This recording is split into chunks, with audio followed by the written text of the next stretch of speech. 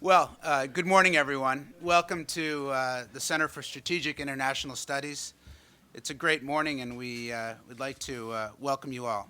Your Excellencies, ladies and gentlemen, I would like to welcome our colleagues from Singapore for the inaugural Singapore Conference at CSIS. We have an incredible day planned for you. We're about to embark on a journey that'll take us through the vital aspects of the strong and growing U.S.-Singapore relationship, from foreign policy through security, trade, education, and people-to-people ties. Of course, as the United States and Singapore share views and have a joint interest in developments in ASEAN, Asia-Pacific, and globally, our discussions will range far and wide today, but will be sewn together by that common thread of a vibrant bilateral relationship that we share and invest in every day. I'd also like to thank our sponsors, the companies who are active with CSIS and who care deeply about Singapore and this relationship and have invested in it over time: Cargill, Chevron, the Coca-Cola Company, General Electric, and Qualcomm. I'd like to thank all of you for coming today. You know, we sold this conference out about 10 days ago, so there literally was a waiting list to get in. I'm told the Redskins would like to have that situation once again. But now CSIS is proud to have it. Honestly, I think it's a sign of the real interest in Singapore and where this relationship can take us. We have an incredible lineup of eminent speakers today, including 3 ministers from Singapore, the head of the intelligence agency, many of the top experts and analysts, along with very senior current and former U.S. officials, academic leaders, and executives. Finally, let me turn to my friend and colleague, Ambassador Chan, who had the vision for this conference, and it's been such a pleasure to work with her and her team in putting this together. Ambassador Chan. Thank you very much. Thank you, Ernie. Good morning, ladies and gentlemen. First of all, I'd like to begin by thanking Ernie Bauer and the CSIS, especially his Southeast Asia team, for organizing this conference. This is a great opportunity for Singapore, and it's a great opportunity for us to introduce our views once again to this town. I have to say it's a great relief that it's all coming together today. Now, the question I want to just ask and answer quickly is, why the Singapore conference, and why now? Well, it's been a long time since there was a dedicated conference given to a discussion on Singapore, sharing Singapore's perspectives with the American audience. The last time we did it was in 2002 on a much smaller scale, and that was just before the free trade agreement in which we passed in 2003. I thought it was time, once again, to do this sort of thing. And so, you know, because Ernie Bauer set up the Southeast Asia program and it was going so well, I thought he would be a natural partner and the natural person to come to. So, you know, I decided to bring the subject to him. Last year was also the general election in Singapore.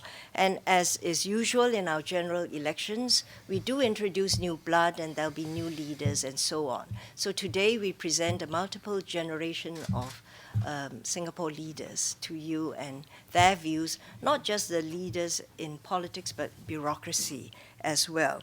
So I thought, you know, that's really a good time. I think it is also true that ASEAN is in focus, and so, you know, with the establishment of the CSIS program, this was also a natural platform. So all things came together.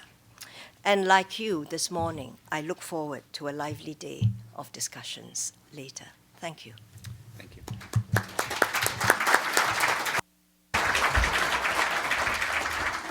I'd now like to invite the Foreign Minister to join me.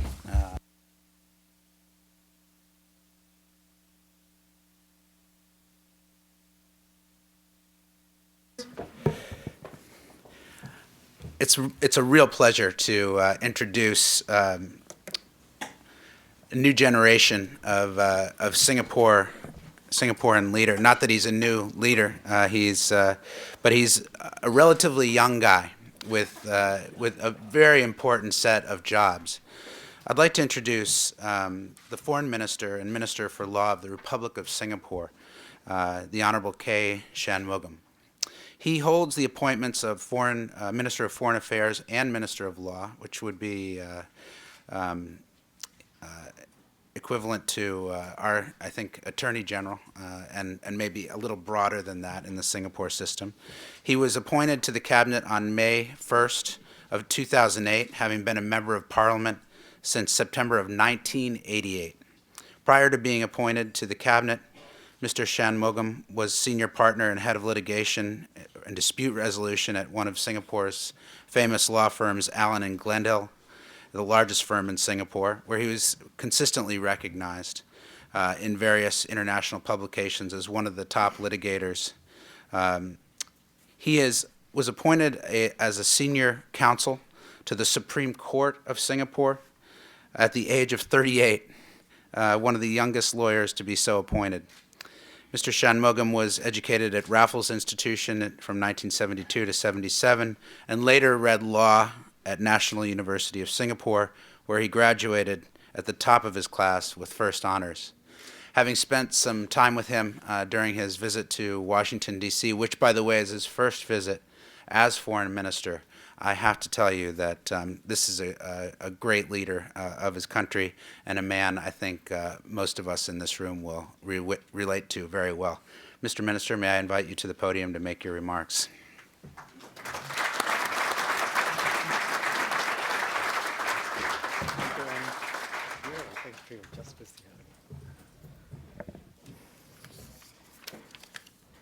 Thank you, Ernie, for those warm words. In Singapore, the Minister for Law, I think, corresponds broadly to the English Secretary for Justice, not quite the Attorney General. We have an Attorney General, and constitutionally, he is responsible for prosecutions, so I shouldn't get my constitutional roles mixed up. Distinguished colleagues, ladies and gentlemen, I would like to begin by thanking CSIS for organizing this inaugural Singapore conference. We are grateful for the opportunity to share our views on various topics, and I will be speaking on new directions, Singapore politics, and foreign policy.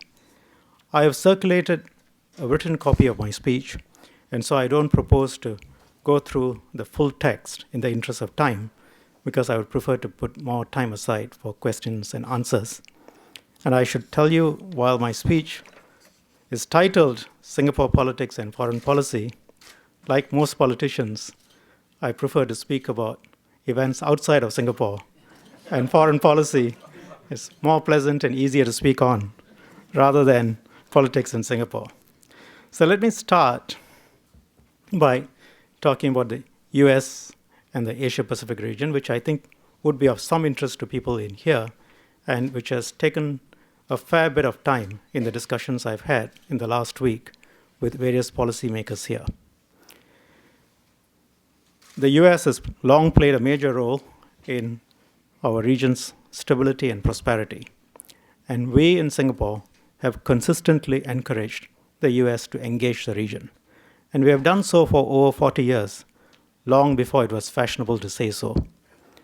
In the last few years, the US has increased its focus on Southeast Asia, and I've listed in my speech the specific actions that have been taken, which shows that renewed focus. And there are compelling reasons for the US to engage Southeast Asia, which has the following, positive markers. One, a tremendous untapped economic potential. The combined GDP of the ASEAN region is $1.8 trillion US dollars, giving it a per capita income of US $3,000. That's only a tenth of the European Union's, but it also means there's a tremendous opportunity to grow. And you're talking demographically of a young, energetic population and resource-rich region. The size of the population, 600 million, larger than the European Union. ASEAN also has a larger geographical footprint compared with the EU. ASEAN represents the US's fourth largest overseas market. US goods exported to ASEAN alone account approximately for about 440,000 jobs in the United States. ASEAN saw a doubling of FDI flow from the US from 2009 to 2010. FDI increased from US $4.1 billion in 2009 to US $8.4 billion in 2010. The US is now the third largest investor in ASEAN, and ASEAN as a whole registered a 5% growth last year, and strong growth is continued to be expected in the years ahead. So you can see this presents tremendous economic opportunities for companies around the world, including the US. If you take Singapore as an example of what economic potential there is for the United States, and remember we are the smallest and least resource-rich place there. In 2010, we were the United States' 13th largest trading partner, ahead of major G20 countries like Saudi Arabia, Australia, Russia, Indonesia, and Italy. Our trade is significantly in US favor, one of the few countries you run a trade surplus with. One Singapore company, Keppel Amphels, purchased more than US $1 billion worth of goods and services from US companies last year. As an illustration, in 2010, US companies made something under US $17 billion in profits from Singapore alone, which I think represented the largest returns for US firms in the Asia-Pacific region.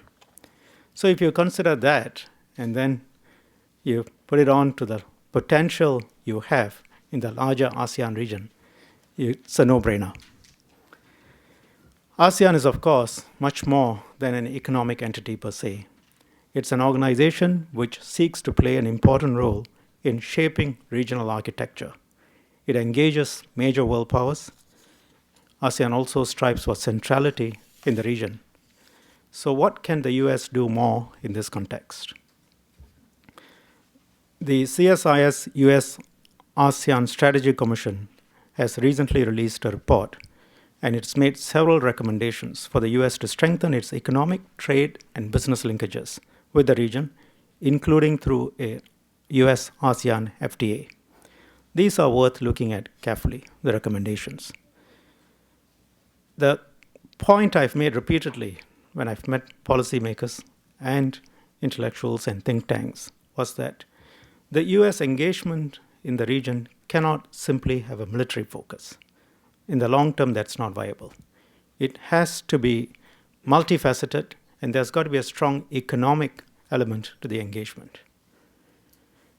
US must look at how it can have trade agreements and arrangements that remove the disadvantage it has vis-a-vis other countries that have FTAs with ASEAN. At the ASEAN level, the US should consider deepening economic cooperation beyond the TIFA framework that currently exists. The US could also consider increasing the number of bilateral FTAs with countries in ASEAN which are ready and willing to do so. That will also be a platform to achieve an ASEAN-US FTA. Beyond ASEAN, the Trans-Pacific Partnership presents the US with a ready opportunity for greater economic integration in the Asia-Pacific. It is crucial that the momentum on TPP does not falter in an election year. The open architecture of the TPP means that all APEC economies are welcome to join whenever they are ready. And these are the terms in which I've put it when I've discussed with people. If you talk about engagement with the region, it's got a strategic focus, you have your vital interests. The way you really bring it together is by bonding the economic linkages. It's prosperous for you, it's prosperous, it'll be prosperity for the region, and the greater the engagement, the better it is. The TPP is intended to be the building block towards a free trade area of the Asia-Pacific, which will account for nearly 60% of global GDP and almost half of the world's trade, assuming China is taken into account. Next, let me say a few words about the East Asia Summit as well.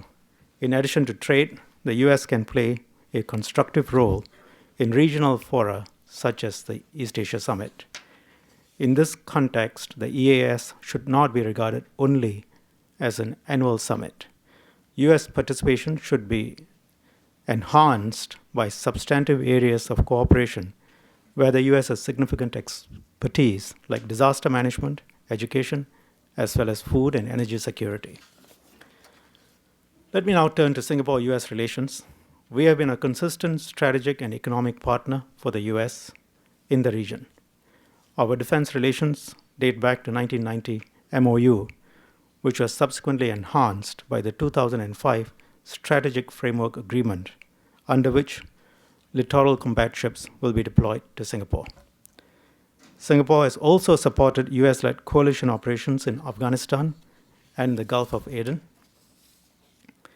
We have also helped in Iraq. In addition, we have a very strong economic relationship. I've talked about the trade surplus US enjoys. We are the 14th largest investor in the US despite our small size, the third largest from the Asia Pacific after Japan and Australia.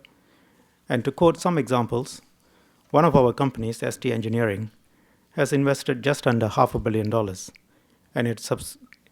and the company and its subsidiaries across the US employ over 4,000 people in Virginia, Texas, Alabama, and so on.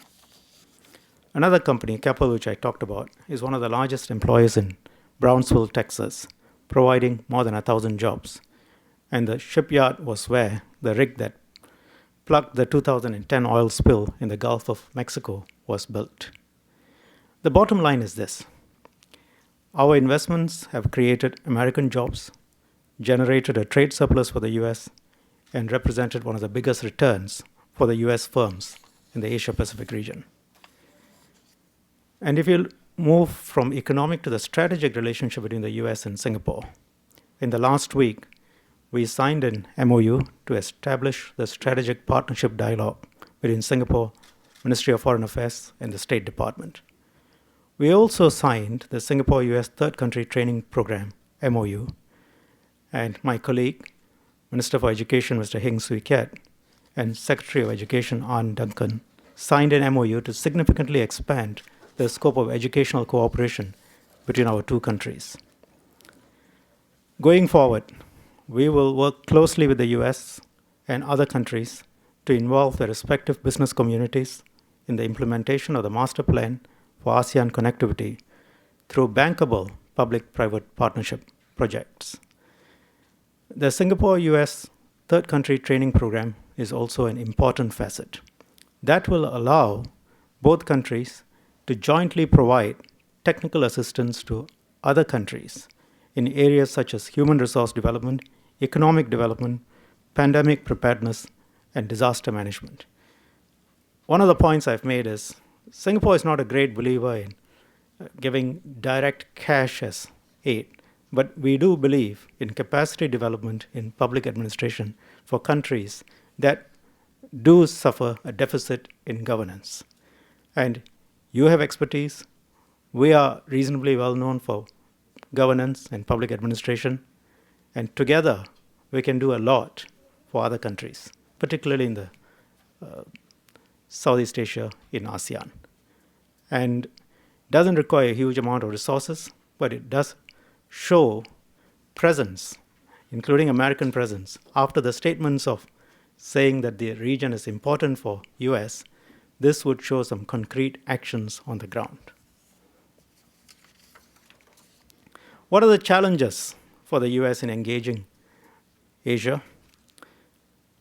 One of the strengths of the US Asia-Pacific strategy over the last 40 years or so has been that it's been essentially bipartisan. Despite inevitable changes of emphasis in response to specific developments, the policy has been steady and consistent. That has to be preserved.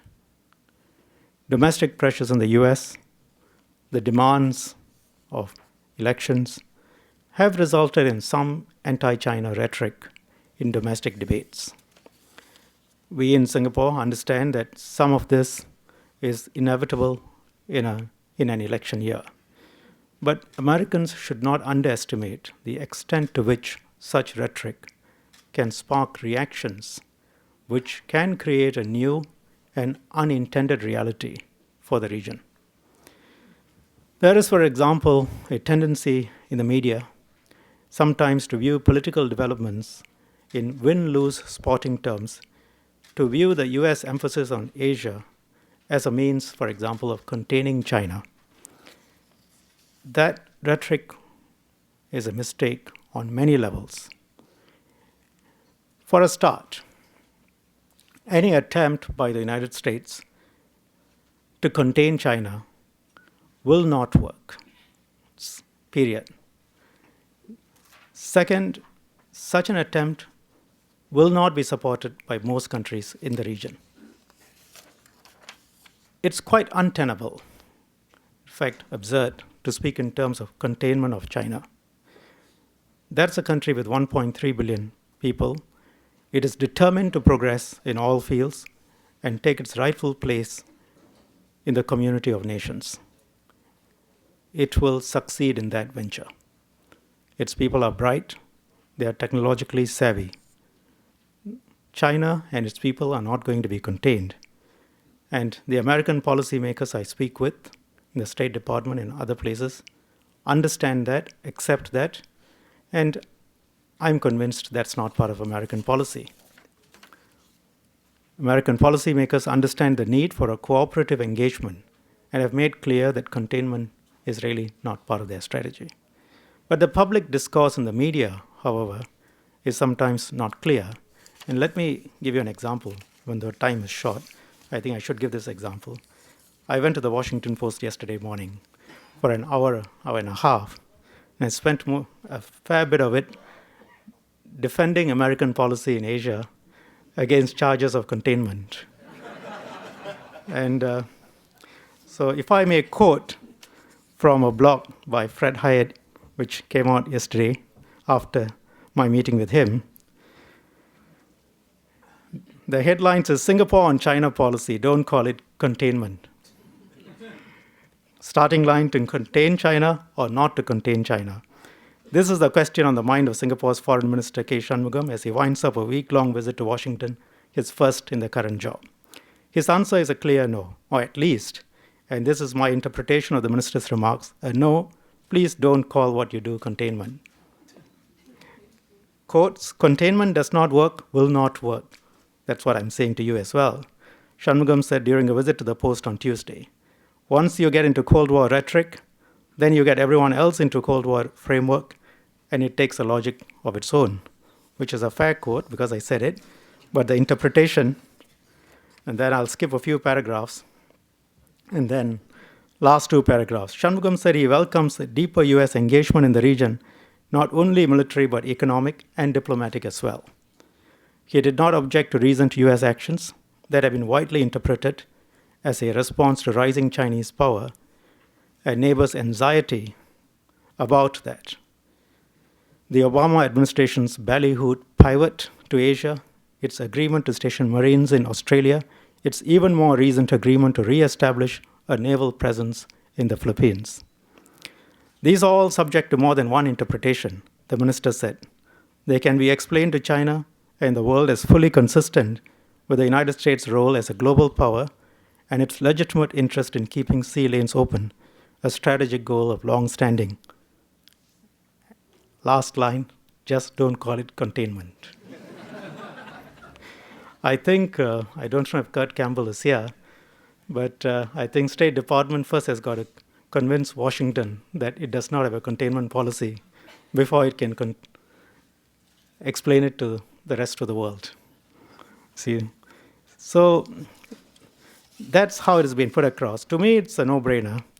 2,500 Marines stationed in Darwin does not really amount to containment. And if you particularly compare it against the kind of US forces that had been stationed in the 70s, 80s, even early 90s. US is a global power. It's got vital interests across in many different parts. The 7th Fleet is often in the Pacific, and its natural rebalancing of forces once two theaters of war are, take less resources and less attention. And entirely understandable in the context of the kind of forces. But we talk about 2,500 troops to contain China, I don't know. It seems to me to be fairly self-evident, but even in Washington, as I say, not many people seem to be convinced.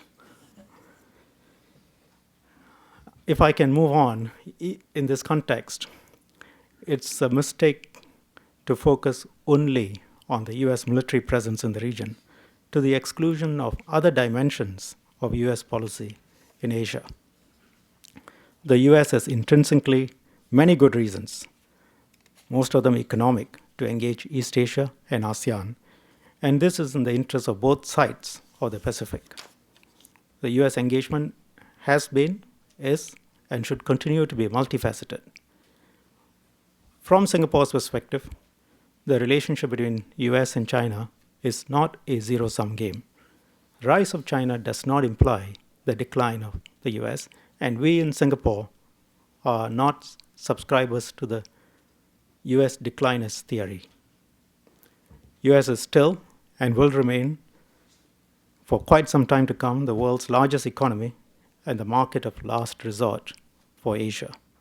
There is yet no viable alternative to the US dollar as the international reserve and trading currency. The world and Asia are big enough to accommodate both a rising China and a reinvigorated United States. In this regard, US and China should work to ensure that the relationship is one based on cooperation, not confrontation. It can be and should be a symbiotic relationship.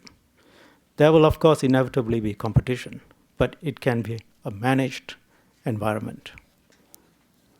Lastly, the US must understand that within Asia, there are different systems, social dynamics, cultures, and traditions enmeshed and integrated at various levels. There is diversity across the board. There needs to be an appreciation and respect for these differences and varying needs when interacting with the different countries in the region. Finally, let me turn briefly to Singapore politics and policies in the wake of the elections last year. It was a significant year for us, going to the general elections twice to elect a new government and a new president. There's been much debate in Singapore and by commentators about the results of the general elections. If you read some of the reports, the Arab Spring has come to Singapore. But fundamentally, if you look at the results in perspective, we had the ruling party stayed in power with 60% of the votes and 93% of the seats. So when I met with the ambassadors from the European Union after the elections, and they were asking what happened, I scratched my head and I said, which of your leaders wouldn't mind getting 60% of the popular vote and 93% of the seats? And then they kept quiet. But really, it's not to understate the importance of the elections. Primarily, it's not got to do with the issues of Arab Spring and so on, which political commentators like to make, but the issues were economic. And broadly the same sort of issues that a US public would resonate with. There has been, of course, a tremendous influx of lower wage workers from India and China, hundreds of millions. That has impacted on wages in Singapore, particularly on the bottom 20% of the lower wage workers, whose wages have really not increased when compared against inflation over a period of 10 years. It's a worldwide phenomenon, this impact of the workers coming in, a huge new influx coming in from India and China. Second, technology has been such that it has really benefited those who are skilled, and they've moved further and further up on the wage scale, but it affects those who can't take advantage of the technology. And because Singapore is an international financial center, a regional center, globalization, totally open, very big income gaps. At the top, salaries are based on international scales. And yet, those who can't take advantage of them then fall much behind. We have issues of aging population and our attempt to deal with that by immigration, which means social dislocation, change, which is difficult to accept, and specific local issues like housing, transport, and so on, infrastructural issues, which really as a knock-on as a result of immigration. So the results have to be seen in that context. We can't ignore them. And the reality of city elections, unlike, say, a country like the US, is that there are no great historical or cultural differences that arise from coast to coast or in the middle of the country. It's not as if there's a farming lobby versus an urban lobby. It's one city, broadly similar demographics across, and therefore, the impact can be significant in any particular election of specific issues. And we will look at the results carefully. Our fundamental economic policies, fundamental strategic policies have always been rational, and there is no risk of that changing anytime soon. Thank you.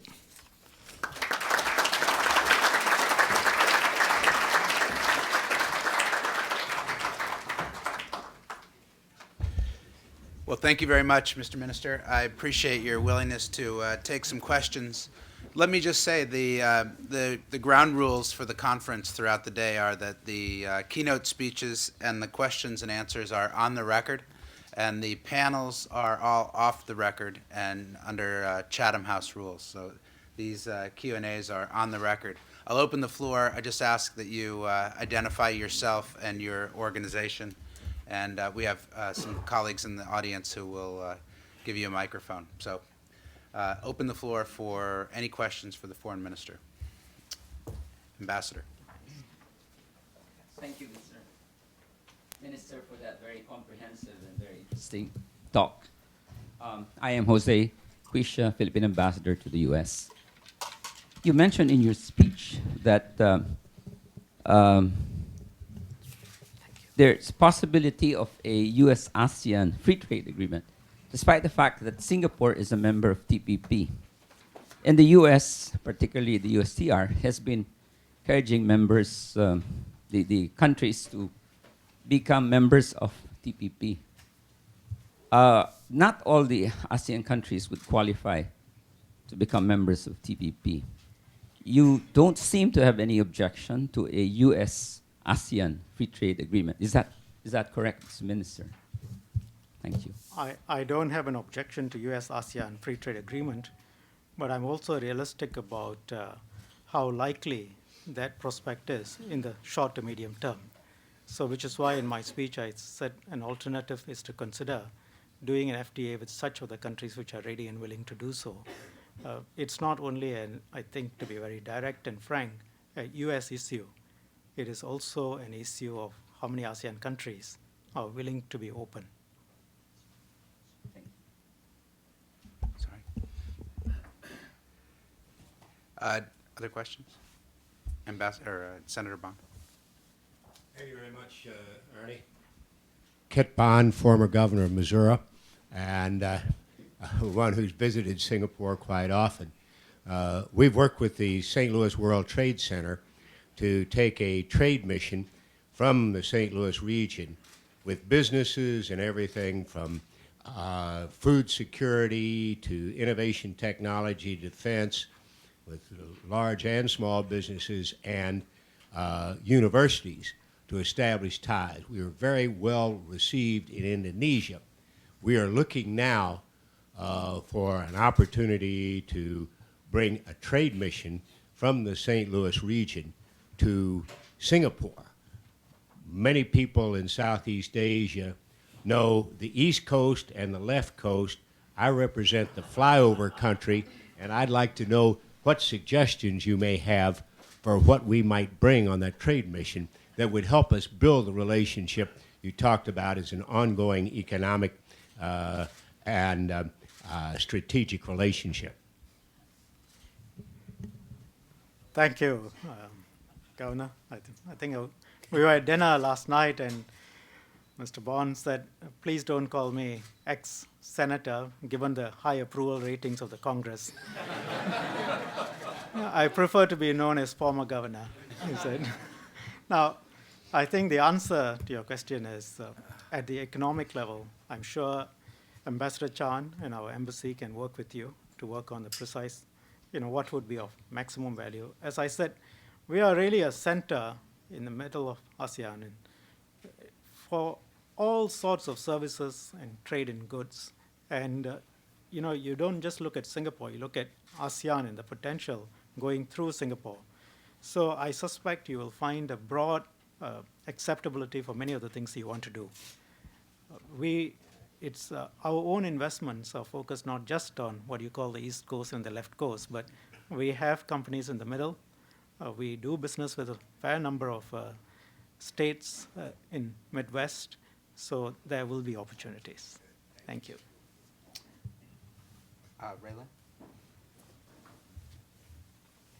At the risk of having this area of the room dominate the conversation, I'm going to step in here. I'm Raylan Campbell with the Bill and Melinda Gates Foundation. I'm heading over to Singapore in a few weeks, so I wanted to thank you for your remarks. Very helpful, and I particularly appreciated your insights into U.S. engagement in the region and how important that is.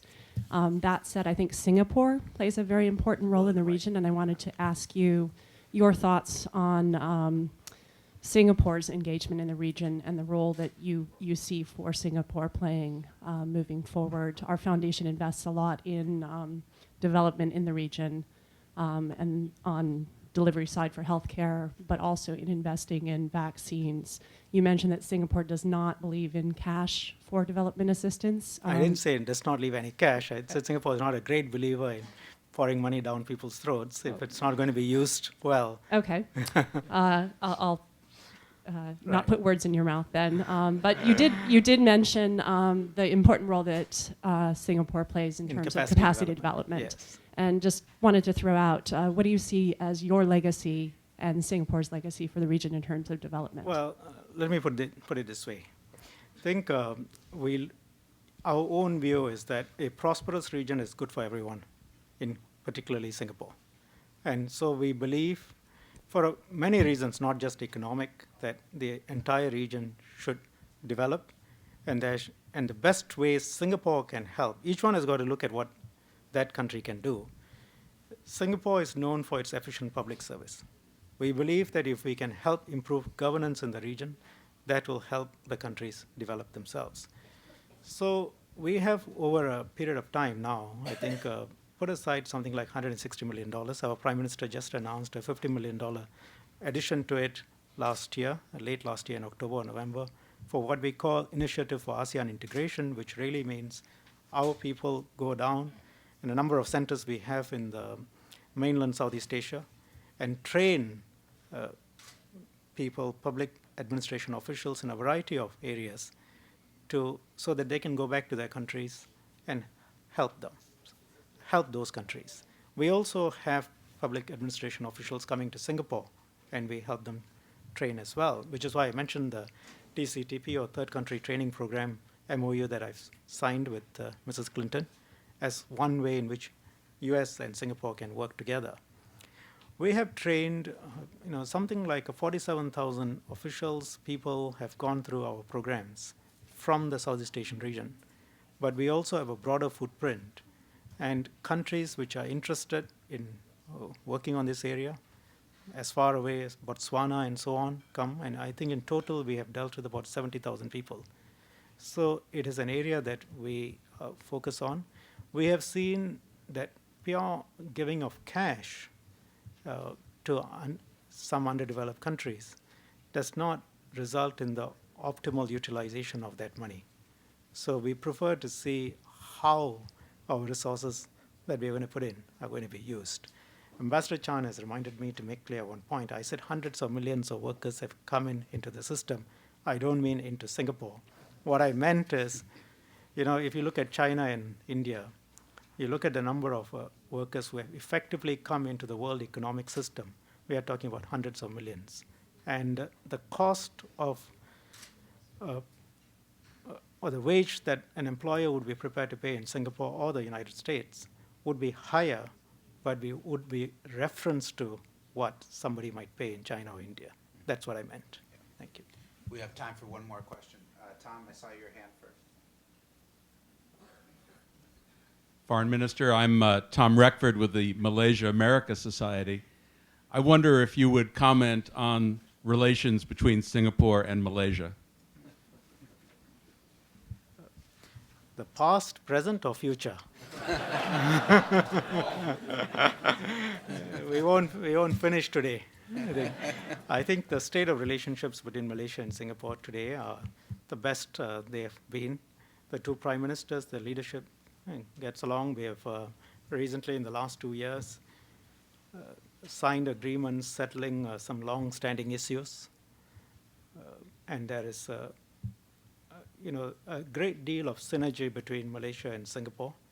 Malaysia has moved quite quickly on infrastructure. It's got great resources, and Singapore's financial acumen center as service center, together with Malaysian ability to manufacture and the space, the resources, I think presents tremendous economic opportunities for both countries in a win-win situation, and that has been recognized, and it's positive. So I have to say I'm quite optimistic about both the current and the future state of affairs. Minister, I want to thank you for your remarks and the opportunity to take some questions this morning. I'd also like to thank you for kicking off our conference and spending a full week in the United States. That's quite an honor for us for your first visit. We hope you'll come back. And please join me in thanking the Minister for... Thank you.